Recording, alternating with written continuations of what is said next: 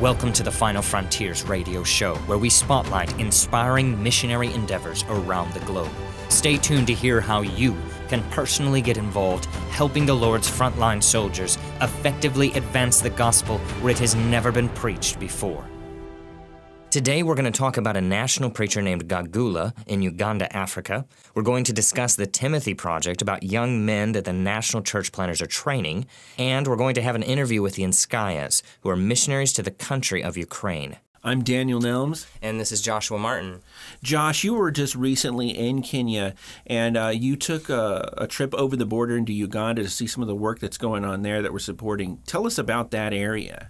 Yeah, we took a couple of days and just went over the border with Randy Steyerwalt and actually went into Uganda. Right on that border there with Kenya, there is this Mount Elgon. It's huge, massive mountain. If you look at it on like Google Earth, you can see just folds of this mountain coming down like a volcano on all sides. Just mountaintop after mountaintop. We went to an area in Soronko County to a place called Motufu Village. And we met some very interesting people. They were so happy to see us there. They were actually waving like branches, tree branches, and singing in their shrill voices, and they're running down the lane. And so me and Randy are coming down through there, and it was really neat. They loved him so much. Yeah. Randy's a special guy. Yeah. So there was one pastor there in particular that we wanted to talk about today, and his name was David Gagula. Yeah. And unfortunately, David passed away on November 9th of 2017. We had been sponsoring him since 1993, but he had already been a church planter since, I believe, around 1990. Correct. In that time, 24 years, he had started an incredibly 74 churches. A village, he's evangelized 398 villages. According to his reported statistics, 3,445 saved, 1,973 baptized. And he's left behind his wife Priscilla and his 5 children. And it's a tragedy, but the dream that he had to reach that mountain and that whole region is still alive in the men that he was working with. I can still see the fire in Gagula's eyes. There's a video that we're going to link to this where you can actually see him on there saying, we're training young men for 3 years to send them to the top of that mountain. And you can see him there talking, and this man, so many years that he worked there, and everyone that he has trained in that little institute that he has, these guys are just, they're excited about reaching their own people. And like I had said, there's folds of this mountain that just goes on, and they took me to the top. Peak after peak, yeah, valley after valley, hundreds of villages. These guys are so determined. I've heard about all kinds of efforts that they've made, even in trying to take speakers out there to preach so that a whole village can hear, even though they wouldn't gather. And I've heard them taking this generator, going down through the valleys, coming up the other side. And they took me up to one of these mountaintops, several of the preachers, and we get up there, and they point out, and they said, you see there's another ridge over there, deep, deep valley, and you come up, and they said, if you get to the top of that one, you'll see another ridge. So it just goes in a circle all around that mountain. This man, during Idi Amin's reign, he was one of the people that had to flee out of that territory, and a lot of them went straight past Mount Elgon. They went east right into Kenya, across the border. And he was one of them that had to flee. He had been captured at one point, nearly died, and God broke his heart for his own people. And so he comes back around that 1990 period in there. He comes back into his own homeland around Mount Elgon with this desire to reach his own people. And so I can remember them talking about 26 some years that he had been around there working and building up these men of God. And we're doing everything we can to make their dream of reaching this mountain a reality. You have to understand that this is a very fertile place. A lot of agriculture happens here, and a lot of people live in this mountain region.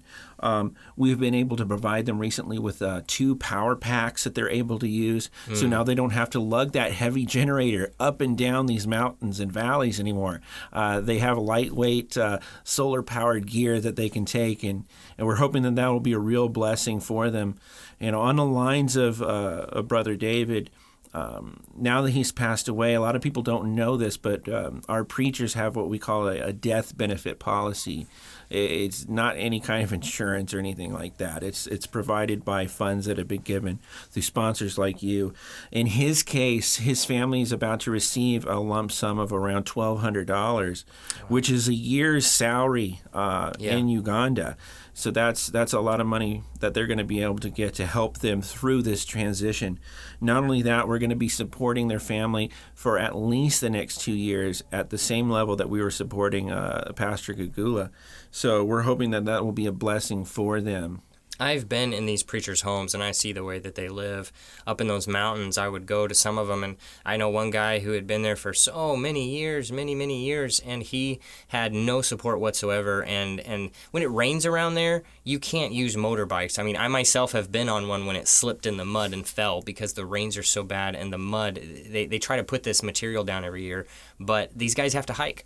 Sure. You know, they're not going to be on motorbikes, and so up in those mountains, they're hiking.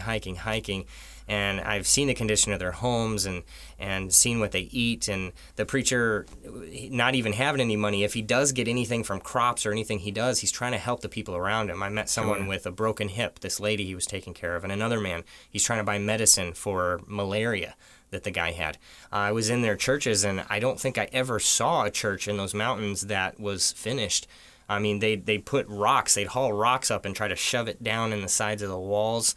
If they were lucky, they just had a to tin stabilize roof. the mud. Yeah, and because the rain comes, it'll wash it all away. But they were not finished. I mean, none of them were finished. One guy down in the valley, he had about a quarter of his tin roof done. And yet he's out there clapping his hands. You can see him in the video. He's clapping his hands, so thankful for somebody to come and see his church. We actually got run out of that service. I got to preach for maybe 10 minutes, 15 minutes, and this rainstorm came and pelted us all out of there. They were telling the kids, run, because, they don't even have a roof, and the rains are horrible in that area. And it's the most amazing thing. These guys are so committed, so dedicated. They are. It's raining. They're trudging through mud in a three-piece suit and a tie. They do. That's their culture over there. I felt underdressed because I was actually in a T-shirt that day, and I'm like going up the mountain with him, and here's this man in front of me. He's older than I am, and he's like trekking up the rocks and all this, and he says, I want to go and start another church, and he's got a suit on. He's got a suit, and he's going up through a jungle mountain. 1,000,000 degrees in Africa, in the jungle, in a suit. It's an incredible sight. But these guys, they are so committed. And, since Josh was there, we've begun supporting these guys. Some of them we were already supporting. Others we added to our roles. And this is money that they're getting from us. So that all comes from sponsors like you. You guys out there listening enable us to help people like this and to make their dream of reaching that mountain a reality. And what Gagula has put into those men is not going away. I can tell you that. The opportunity is huge. Those men would go up on the mountain, they'd point down in the valley, and they'd say it's witchcraft. There's just family after family out there just full of witchcraft. He'd take me through and he'd show me some of his own family members. I remember one preacher, and he took me down, and all these guys had this long steel straws that were going into this milky pot that had some alcohol in it. And they were all just getting drunk, all of them in a circle. And he said, this is how we used to live. And they all know he's a preacher. Mm-hmm. We went down into the valley, and they let me preach in this little school. All three of us, me and two other preachers, and we just talked to those kids. We preached the gospel, and they would run up to me, and they'd come up and they'd just pat my skin to see if I was real because they'd never seen a white person before. They'd never had a white person come visit their valley. And so the opportunities are endless, fold after fold in those mountains. We want to help them out. Yeah, there's so much that can still be done. There's so much that is being done, and we could do so much more with more help from people like you. You can sponsor these preachers. You can team up with them and help them accomplish this goal. Please pray for Gagula's family. I can picture them in my heart right now, and it just hurts when I think about his daughters there. I think about his wife and his family. I can see him there, and I know that they're grieving. And with us, would you please join in prayer for that family? I'm so glad that we can give them something. Yeah. I mean, when something like this happens, when tragedy hits unexpectedly, their hero has died. Their leader has died. It's left them in this condition where it's just everybody's in pain over there right now. You can imagine this leader of this institute, these churches. Please pray for these people. It's a heartbreaking time for them. They need your prayer now more than ever. If you'd like to learn more, visit our website at finalfrontiers.world. Would you like for world missions to be fresh and exciting in your home? Here at Final Frontiers, we are hard at work to produce a full-color magazine report with inspiring stories, important global facts, and missions opportunities and updates every quarter throughout the year. You can sign up for your copy at finalfrontiers.world.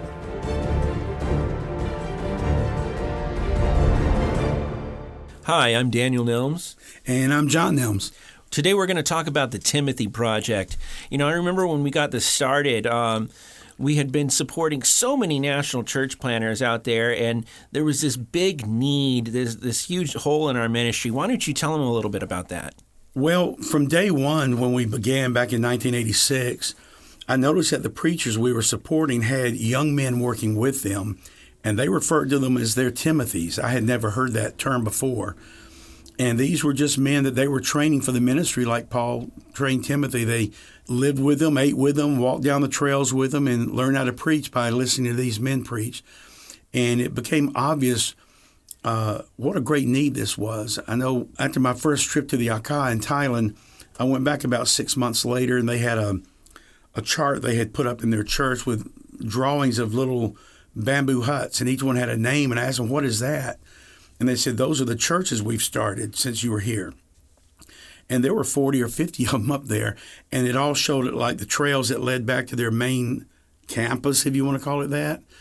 And I asked them, how in the world did you 5 guys start that many churches? And they said, well, we did, and our Timothys did.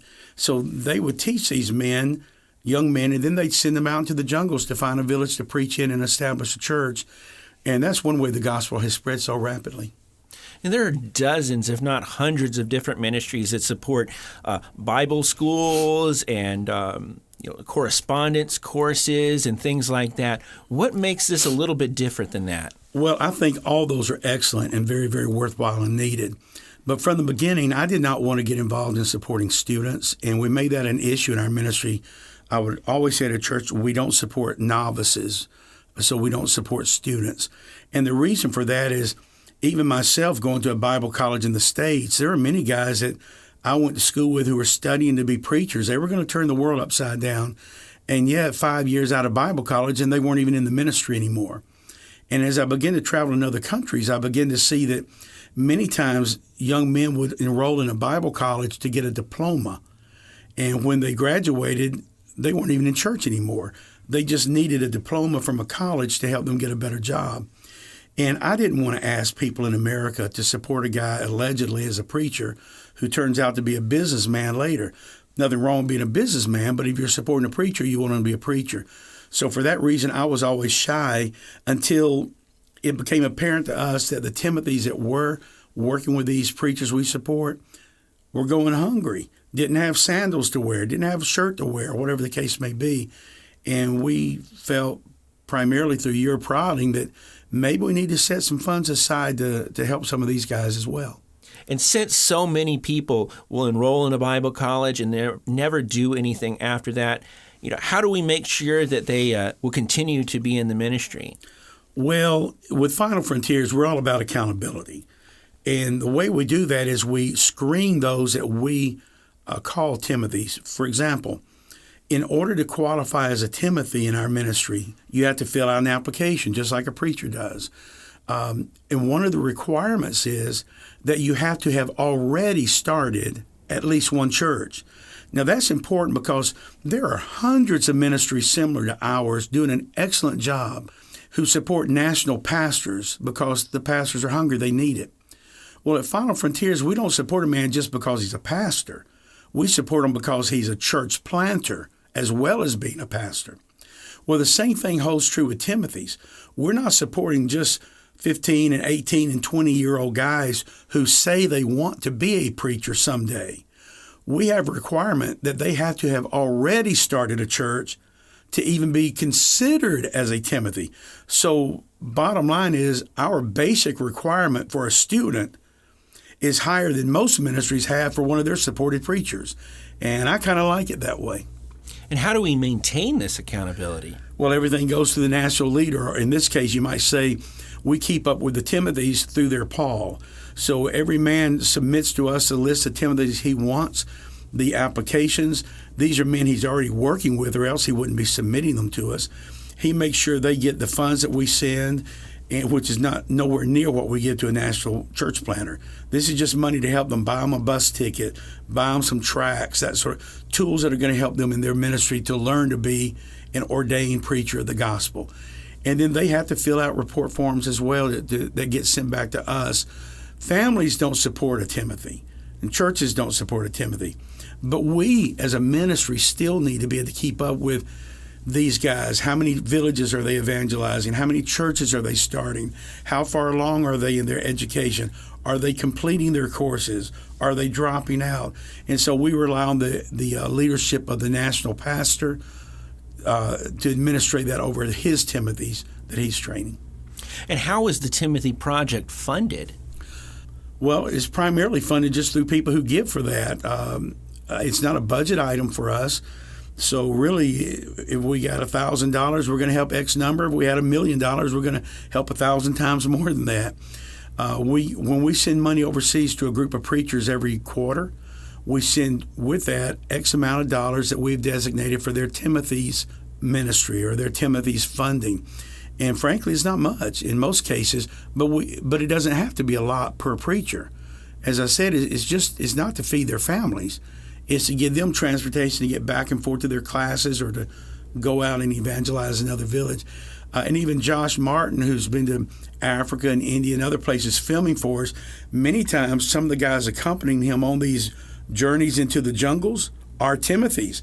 They're the ones carrying the camera equipment and the Bibles and the tracks. So it's hands-on experience for this guy, so it doesn't require a lot of funding. But I'll tell you this, we can use all the funding for it we can get. And what do we do when we have a Timothy who, based on their reports, doesn't seem to be really doing much of anything? Well, the first thing we do is contact the director and ask him, is there something going on we need to know about? Like, in other words, why is he not fulfilling? Is he sick? Is he in the hospital? Has he been out of town? Or has he gotten lazy? He's not fulfilling his work. And if something's going on that's not right, that's not worthy of him being supported, we just drop his support. You got to remember that the scripture says you're not to lift up a novice because in doing so you can fill him with pride and destroy him. So that's why we're very, very careful about who we support as a Timothy and how much we give them.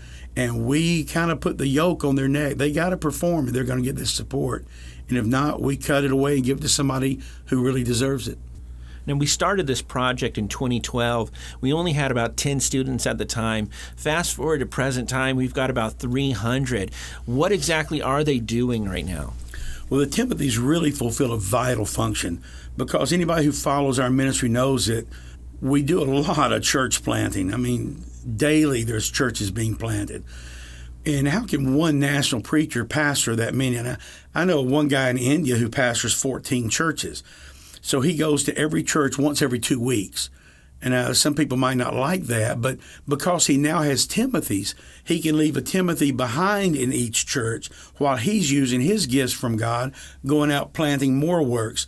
So they literally serve as a pastor who has already started at least one church while they're studying to become a pastor. Or you might say, while they're preparing for ordination, they're already doing the work of the ministry, which, by the way, is exactly what Paul told Timothy to do. And our Timothy Project is set up to last at most about 2 years while they're going through this process.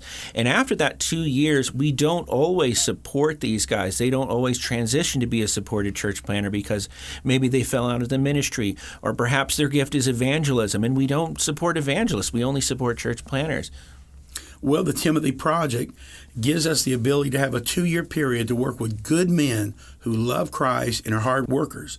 But it also gives us the opportunity to observe them for 2 years and determine, do we want to continue with this man as a church planter who's financed by our ministry, Or do we just want to drop him and allow him to be a regular church member who's supporting his pastor in local evangelism? So it's kind of a weeding out process for us. This is a great project. If you would like to help, it's incredibly underfunded right now. We can use all the support you can get at this point. If you'd like to know more, visit finalfrontiers.world. Paul discipled young men like Timothy and Titus, who journeyed with him and were given hands-on experience in church planting. And today there are many surrendered Timothys, eager to receive training from national preachers and institutes, but lacking the simple finances for curriculum, living needs, and transportation to unreached villages. To make an eternal investment in a young church planter's life, visit finalfrontiers.world.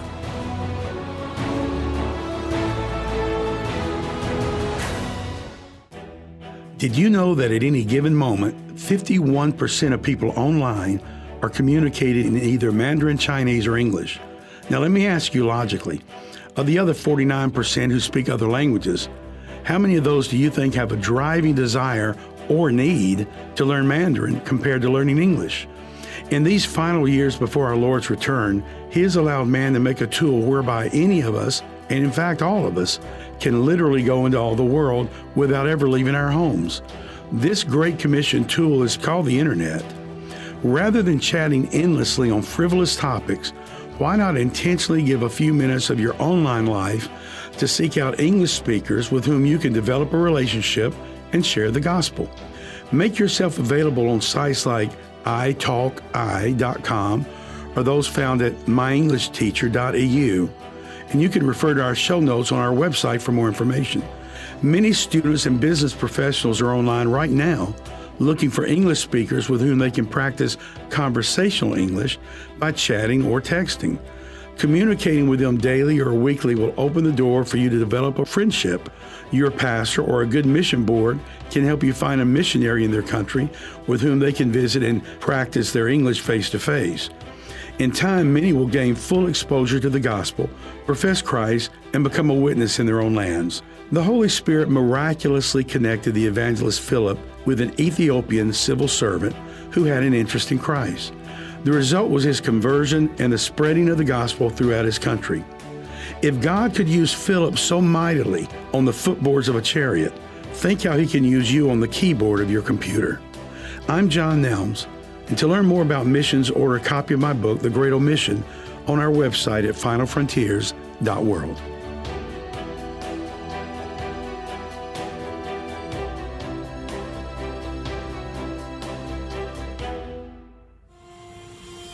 Your inquiries and comments are important to us. If you have questions or perhaps subject matter you would like to have addressed on this show, please visit us at finalfrontiers.world. Hi, this is Michael Horn, and I'm here with Oleg and Lori via Skype. They're our Touch of Life coordinators over in the Ukraine, and they head up our program there.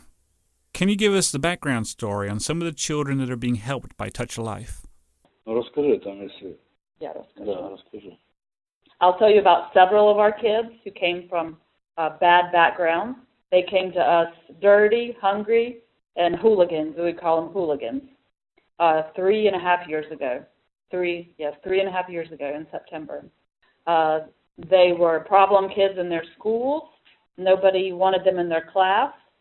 After about coming to us for a year, one of them got saved. Their mother started cleaning up after the feeding ministry. She got saved. Then the other two children got saved. Then the father got saved. He was an alcoholic. And that family has completely done a 180. The kids are now going to school regularly. They're doing well. They're playing on school. We don't actually have school sports teams. But our feeding center has a traveling ping pong team, and the oldest boy has the champion of our whole state in ping pong. Educationally wise, they've pulled their grades up. There's no more. They don't go to the principal's office all the time. The Lord has radically changed their life, and it all started because they came to our feeding ministry. Is that background typical or representative of a lot of the children? I would say most of the kids that come and stay, yes, that is typical. We have a lot of turnover who come and they're afraid of evangelical Christians. They don't stay long. But the ones that have been with us for the whole time we've here, their lives have radically changed. Do you see a lot of poverty with the parents? Is there not a lot of work available for them? There's not a lot of work. A lot of them leave, maybe half of our kids' parents, half of them have left them with their grandparents and have gone to Poland or the Czech Republic to work because our salaries are so very low. And so that leaves them, the grandparents really can't take care of them. They don't have the energy or the time or the desire, and so they're basically the streets are raising them. What is the main source of income in that area? Are there any big industries, or is it just mainly kind of service and food, that kind of distribution?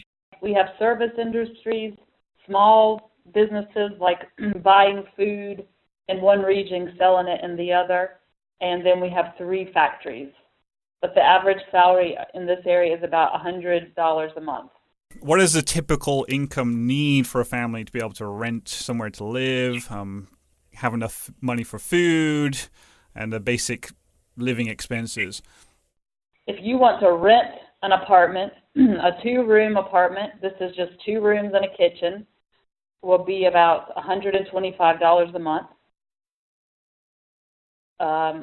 Food for a family of 4 will be about $400 a month to eat well.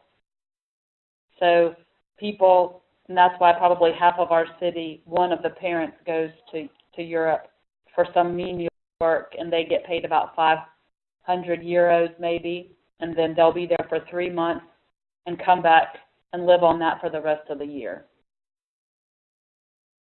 So for a family of 4, to live, I mean, there's nothing extravagant, nothing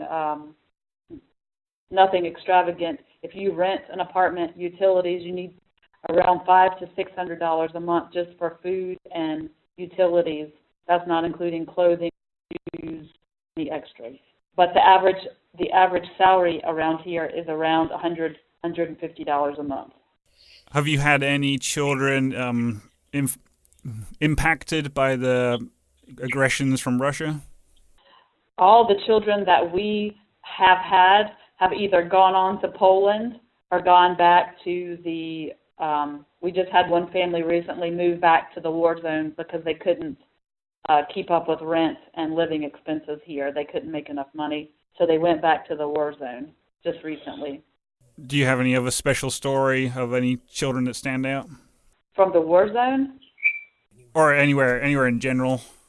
One little boy, Max, he probably stands out. He's one of my favorite kids. His mother was in Russia working. He's living with his sister, and he was taken by social services to a temporary orphanage. Our church was able to help get his mother home and get him out of the orphanage. He had been on suicide watch probably for about a year. He was threatening to throw himself off a 9-story building. He wanted his mother to come home. And he's been coming to our center from the very beginning. His name is Maxim Baronyak. And he hasn't repented, but he comes to every church service we have, Friday nights, Sundays, every day for our feeding ministry. And his demeanor has changed. He's doing well in school. He's learning how to play an instrument here at church. And although his parents aren't interested in the Lord, you can see that he sees the Lord as the Lord through our church and through the feeding ministry is helping him, and he's very appreciative. Right. Well, thank you for interviewing us. Thank you. Thank you. Thank you. Thank you very much. You've been listening to the Final Frontiers radio show, funded by sponsors like you. Thank you so much for joining us. Through the funding of national and native preachers, we endeavor to effectively advance the gospel where it has never been preached before. If you want more information, visit www.finalfrontiers.world. That's finalfrontiers.world.